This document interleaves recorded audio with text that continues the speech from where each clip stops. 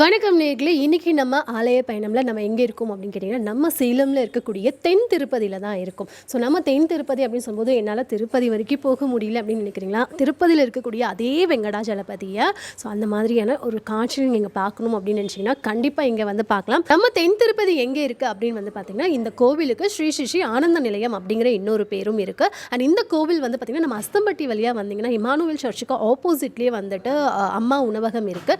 அந்த அம்மா உணவகம் வழியாக உள்ளே வந்தீங்க அப்படின்னாவே உங்களுக்கு வந்துட்டு லாஸ்ட்டாக உள்ளே வரும்போதே வந்துட்டு ஒரு பெரிய போர்டு வந்துட்டு இருக்கும். ஸோ அதுக்குள்ளே வந்தீங்கன்னாவே நம்மளோட கோவிலில் வந்து சேர்கிறதுக்கான இடமா தான் இருக்கும். ஸோ வீட்டில் இருந்த மாதிரியே தரிசிக்க இந்த ஒரு நிகழ்ச்சி உங்களுக்கு ரொம்பவே வந்துட்டு நல்லா இருக்கும் அப்படின்னு நினைக்கிறேன். ஸோ நிறைய விஷயங்கள் பேசணும் அப்படின்னா நிகழ்ச்சிக்குள்ளே போகணும் இல்லையா? வாங்க நிகழ்ச்சிக்குள்ளே போகலாம்.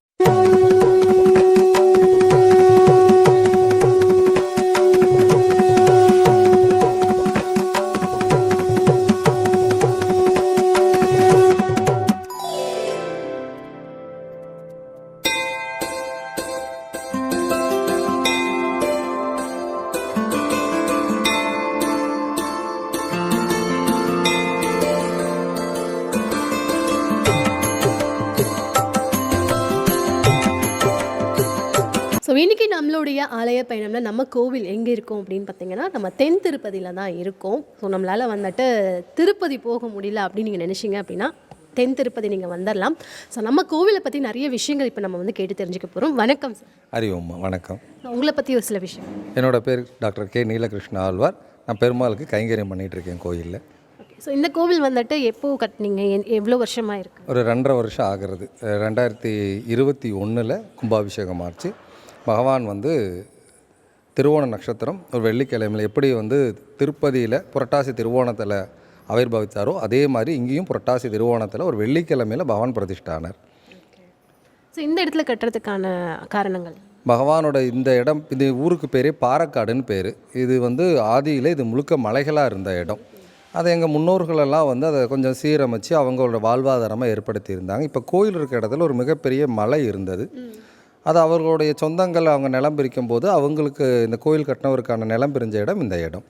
அதை அவர் பெருமாள் அவர்களோட சொப்னத்தில் சொல்லி அதே மாதிரி லோகத்தை சேமம் பண்ணுறதுக்காக இந்த மாதிரியான லோக சேமத்திற்காக 106 உபதேசங்களிலிருந்து மிருத்திகைகள் எடுத்து அபிமான புராதன சேமக்த கஷேத்திரங்கள்னு மிருத்திகைகள் பகவான் கீழே பிரதிஷ்டை பண்ணி 108 சாலகிராமம் பிரதிஷ்டை பண்ணி பகவான் சாக்ஷாத் திருவேங்கடநாத சுவாமியின் திவ்யமங்கல விருக்குபுறமாக அங்கே திருமலையில் இருக்கிறது ஸ்தானக யோக விரகமூர்த்தி. இங்கே நம்ம இடத்துல பிரதிஷ்டா இருக்க பெருமாள் ஸ்தானக போக விரகமூர்த்திங்கிற ரூபத்தில் இப்போ சகலவிதமான போகத்தையும் இறுதியிலே மோட்சத்தையும் வைகுண்ட பிராப்தி தரக்கூடிய பகவானாக சாக்ஷாத் திருவேங்கடநாத சுவாமி அனுகிரகம் பண்ணிட்டு இருக்கார் இந்த சன்னதியில். ஸோ இந்த கோவிலுக்கு தென் திருப்பதி அப்படின்னு பேர் வரதுக்கான காரணம்? அது நம்ம வடக்கில் இருக்க திருப்பதி அப்படின்னா திரு மகாலட்சுமி பதி, திருப்போட பதியாக இருக்கணும் மகாவிஷ்ணு உறைவிடங்களை திருப்பதின்னு சொல்லுவாங்க. இப்போ எல்லா கோயிலும் திருப்பதி தான். நம்ம இது திருவேங்கடமுடையானோட விஷயமாக இருக்கிறதுனால அவர் வடக்கில், அது வந்து உத்தரத்தில் இருக்கார். உத்தரம்னா நம்மளுக்கு தெரியாத இருக்கனால அது வட திருவேங்கடம், இது நம்மளுது தென் திருவேங்கடம். தென் திருவேங்கடம் தென் திருப்பதின்னு எல்லாத்துக்காலும் ஈஸியாக ஐடென்டிஃபை பண்ணுறதுக்காக இது தென் திருப்பதின்னு பகவானுக்காக அந்த திருநாமத்தை அவரோட சன்னதியில் அங்கே நம்மளுடைய மேல் வட திருப்பதியில் தான் இந்த பேர் பகவான் அனுகிரகம் பண்ணார். அங்கே தான் வச்சோம்.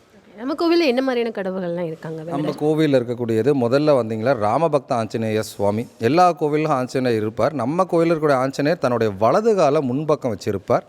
இடுப்பில் வந்து கத்தி கூர்வால் சொருவி இருப்பார். அத்தோட கூடியதாக பகவான் வந்து ராம காரியத்தில் என்ன வயசில் இருந்தார், ஒரு இடத்துல பால ஆஞ்சநேயர் இருப்பார், ஒரு இடத்துல கொஞ்சம் முதிர்ந்த நல்ல கம்பீரமாக இருப்பார் இவர் வந்து ராம காரியத்தில் இருந்த வயசில் இருக்கக்கூடிய ஆஞ்சநேய சுவாமி. ஆஞ்சநேயரோட வால் வலது பக்கம் வலது இருந்தால் அது ரொம்ப விசேஷம். அந்த வலது பக்கம் வளைச்சிருக்க வால் வந்து குபேரதையான வடக்கு பக்கம் திரும்பி இருந்து செல்வ ஆகர்ஷணம் கொடுக்கும். பகவானோட அனுகிரகத்தால் நம்ம ஆஞ்சநேய சுவாமி வலது பக்கம் வால் திரும்பி இருக்கு. அந்த வலது பக்கம் திருமண வால் வடக்கு நோக்கி இருக்கும். அதோட மணிக்கட்டி இருப்பார். வியாசராஜ பிரதிஷ்டை பண்ண 763 கோயில்கள் இருக்கக்கூடிய ஆஞ்சநேயர் சுவாமி, அது ஒரு புராணமே இருக்குது. அந்த மணிக்கட்டன ஆஞ்சநேயர் அத்தனை ஒரு விசேஷம். அவரை தாண்டி உள்ளே வரும்போது சொர்ணமயமான கொடிமரம், திருமலையில் எப்படி இருக்காரோ கொடிமரத்தில் அதில் தங்கத்தால் செய்யப்பட்ட கொடிமரம். அதை தாண்டி வந்தீங்க அப்படின்னா ஆனந்த கற்பக நர்த்தன கணபதி இருப்பார். நர்த்தனம் ஆட ஒரு ஆனந்தத்தில் இருக்கும்போது நர்த்தனம் ஆடுவாங்க. கற்பகம்னா எதை கேட்டாலும் கொடுக்கக்கூடியது. அந்த கற்பக அந்த விநாயகர் வந்து எந்த நம்மளோட பிரார்த்தனை நம்மளோட விக்னங்களை எல்லாம் நீக்கி நம்மளுக்கு பரிபூர்ணமாக ஆனந்தத்தை அனுகிரகம் பண்ணக்கூடிய மூர்த்தி அந்த கற்பக ஆனந்த நர்த்தன கணபதி. ஸ்ரீ வைகுண்டத்தில் தாயார் எப்படி இருப்பாங்களோ அதே மாதிரி பூர்ண பத்மாசனத்தில் ஸ்தனபர நமித சுப்ரவஸ்தோரே நிமிர்ந்து உட்காந்துருப்பாங்க தாயார். கண்களிலே கருணையும், தாமரைப்பூ தன் தோள் மேலே சாத்துண்டு சிரச்சக்கரத்தோட யக்னோபவிதத்தோட தாயார் திருக்காட்சி. பூர்ண பத்மாசனத்தில் இருக்கக்கூடிய தாயார், மகா அனுகிரக மூர்த்தி தாயார். இங்கே வரவங்க அத்தனை பேருமே இன்னும் ஒரு நாள் கூட விக்கிரகம்னு கேட்டது கிடையாது. அவங்கள தாயார் தாயார்னு தான் சொல்லுவாங்க. அத்தனை ஒரு கருணாமயி இந்த அலமேல் மங்கை தாயார். உற்சவர் பத்மாவதி தாயார், போகலட்சுமியாக தாயார் நீலாதேவி இருக்காங்க. பகவான் திருவேங்கடநாத சுவாமி எப்படி அங்கே திருமலையில் அலங்காரத்தோடு இருக்காரோ அதே அலங்காரத்தோட, அதே லாவண்யத்தோட, அதே அனுகிரக மூர்த்தியாக, அதே சாநித்தியத்தோடு இங்கே இருக்கார். இந்த ஒரு பெருமாளை நம்ம பிரதட்சணம் வந்தோம் அப்படின்னா 108 திவதேசங்களையும் சேர்ந்த பெருமாளை பிரதட்சணம் வந்ததுக்கு சமம். பகவான் நமக்காக, நம்ம சேலம் மக்கள் தமிழ், இப்போ சென்னையில் இருக்கிறவங்களுக்கு பார்த்தசாரதி பெருமாள் இருக்கார், அந்தாண்ட எண்ணெய் பெற்ற தாயார் இருக்காங்க, அங்கே நிறைய வைத்திய வீரரகம் இருக்கார். இப்போ ஸ்ரீரங்கம் திருச்சி பக்கம் இருக்கிறவங்களுக்கு ரங்கநாத சுவாமி இருக்கார். நம்ம நீங்கள் திருநெல்வேலி பக்கம் போயிட்டீங்களா, நம்மாழ்வார் சன்னதியில் இருக்கக்கூடிய குறுகியப்பரான்னு சொல்லிட்டு அத்தனை சன்னதிகள் இருக்குது. நம்ம சேலம், கோவை, ஈரோடு இந்த ஊர் மக்களுக்கு மட்டும் பெருமாள்னால் சட்டுன்னு நம்மளுக்கு ஞாபகம் வருது திருமலை அப்பன் தான். இந்த ஊர் மக்களுக்காக, அவங்களோட பக்திக்காக மட்டுமே, வேறு எந்த காரணத்துக்கும் இல்லாமல் நம்ம ஊர் மக்கள் பெருமாள்னு சொன்னால் அடுத்த நிமிஷம் நம்மளோட நினைவு போகிறது திருமலையப்பன் தான். நமக்கு அனைவருக்கும் கண்கண்ட தூக்கத்தை அழித்து பெருமாள்னால் நம்ம சொல்லுவோம் திருமலையப்பன் தான் சொல்லுவோம், திருப்பதி பெருமாள் தான். நம்ம பக்திக்காக, நம்ம ஊர் மக்களுக்காக பகவான் அத்தனை திவதேசங்களிலிருந்து ஒரு சேர இறங்கி வந்து நிற்கிறாருன்னா நம்ம ஊர் மக்களோட பக்திக்கு இந்த உலகத்தில் எந்த ஈடு இணை எதுவுமே இல்லை. ஏன்னா இங்கே யாருமே பெருமாளை ஒரு ரூபமாகவோ தாயாரோ ரூபமாகவோ பார்க்கல.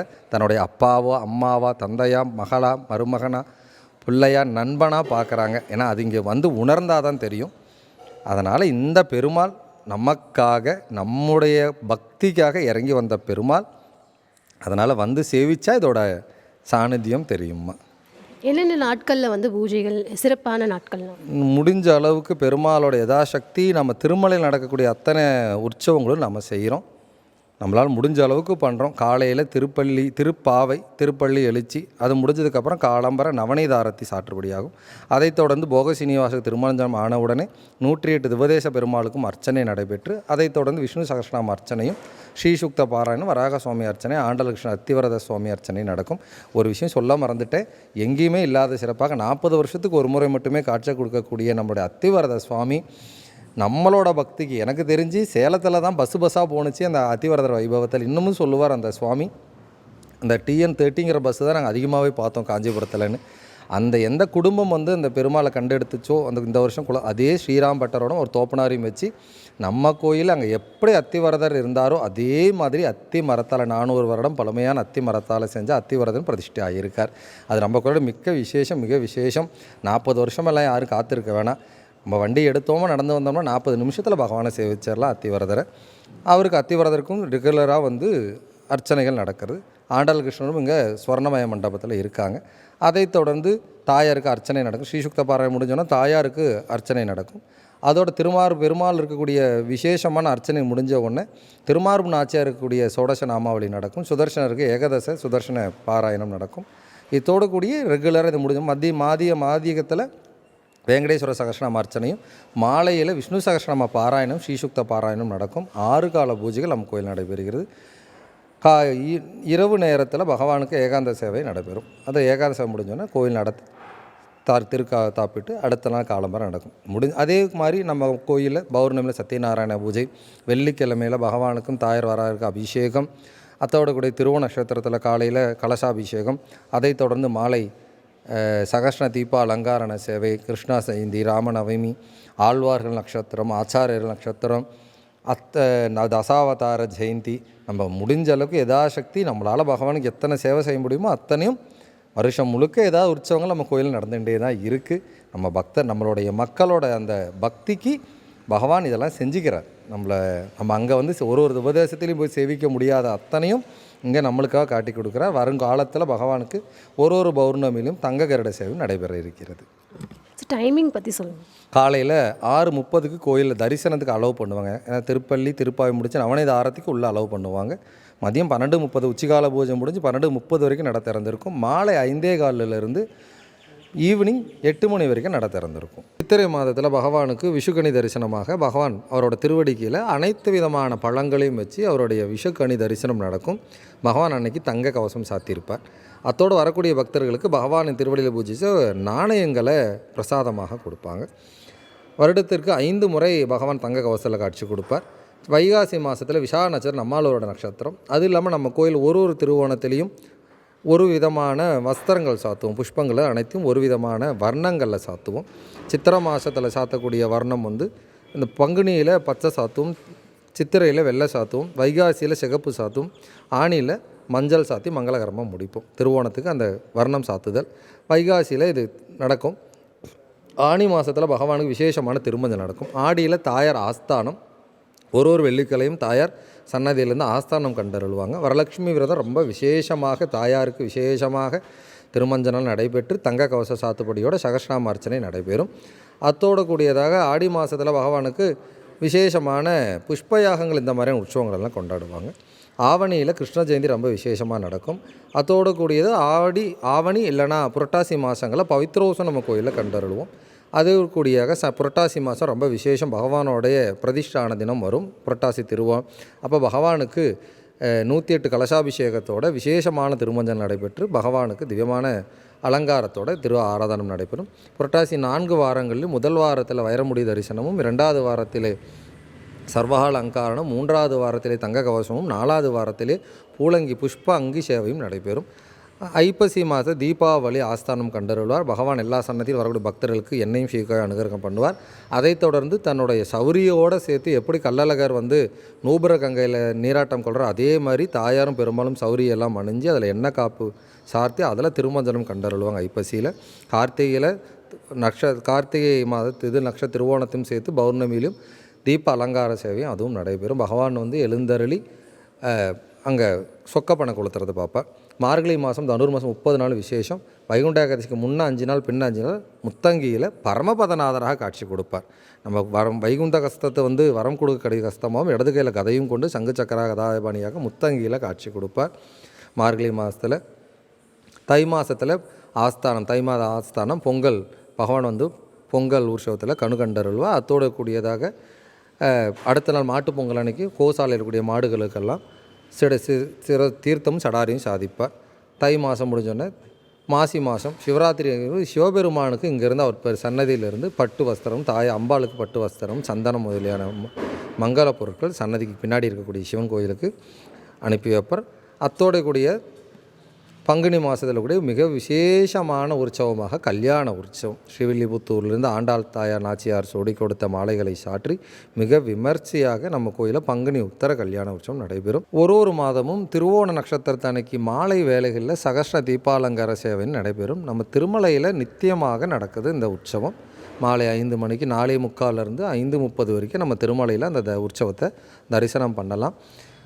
நம்ம கோவிலில் ஒரு திருவோணத்தன்னைக்கு மட்டும் இந்த 1008 விளக்குகள் பகவான் அத்தனை குபேர தீபம்னு சொல்லக்கூடிய ஒரு தீபத்தை ஏற்றி அதில் பகவான் ஊஞ்சல் ஆனந்தமாக ஆடுவார். அதை நேரில் பார்த்தா தான் அதோடைய வைப்ரேஷன் நம்ம சொல்ல முடியும். கண்களுக்கும் மனசும் நிறைஞ்சி அந்த மாதம் நம்மளுக்கு எத்தனை குறைகள் இருந்தாலும் அந்த 1000 விளக்குகளில் பகவானை தரிசனம் பண்ணும்போது நம்மளுடைய இருள் அகன்று புற இருளும் அகன்று நம்மளுடைய மனம் தெளிவடையும், புத்தி விசாலமடையும், நம்ம இருக்கக்கூடிய பீடைகள் அனைத்தும் ஒளிந்து சாக்ஷாத் மகாலட்சுமி கடாட்சம் நம்முடைய வீடுகளிலும் நமக்கும் ஏற்படும். அதனால் கண்டிப்பாக இந்த தரிசனம் ரொம்ப விசேஷமானது. இந்த சகஸ்ர தீபாலங்கரண சேவை நம்ம சுவாமியோட திருமேனியில் 8 விதமான மகாலட்சுமிகள் ஆவகனமாகி இருக்காங்க. நம்மளுக்கு தெரிஞ்ச 8 லக்ஷ்மி தன தானிய ஆயுள் ஆரோக்கிய விஜய அப்படி ஆதிலக்ஷ்மின்னு சொல்லுவோம். ஆனால் இவர் உடம்புல இருக்கக்கூடிய இவர் திருமேனியில் இருக்கக்கூடிய 8 லக்ஷ்மிகள் வக்ராப்தே பாக்யலக்ஷ்மி, கரதலகமலே சர்வதா தானலக்ஷ்மி, தோர்தண்டே வீரலக்ஷ்மி, ஹிருதய சரசிசே பூதகாருண்யலக்ஷ்மி, கட்காக்ரே சௌமியலக்ஷ்மி, நிகிலகுணகடாடம்பரே கீர்த்திலக்ஷ்மி, சர்வாங்கே சௌந்தர்யலக்ஷ்மி, வைதி விஜயதாம் சாம்ராஜ்யலக்ஷ்மி 8 மகாலட்சுமிகள் நம்மளுடைய பெருமாளோட திருமேனியில் ஆவாகனமாகியிருக்காங்க. பெருமாளை தரிசனம் பண்ண க்ஷண நேரத்தில் 8 மகாலட்சுமி பரிபூர்ண கடாட்சம் பண்ணுவாங்க.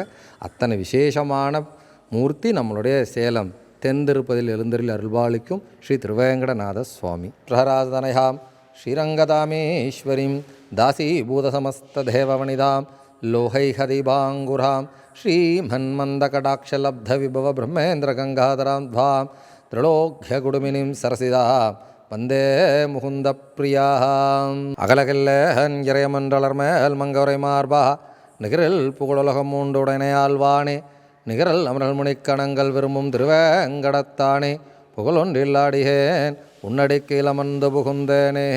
ஸ்ரீ ஆண்டாள் கிருஷ்ண திருவடிகளே சரணம்.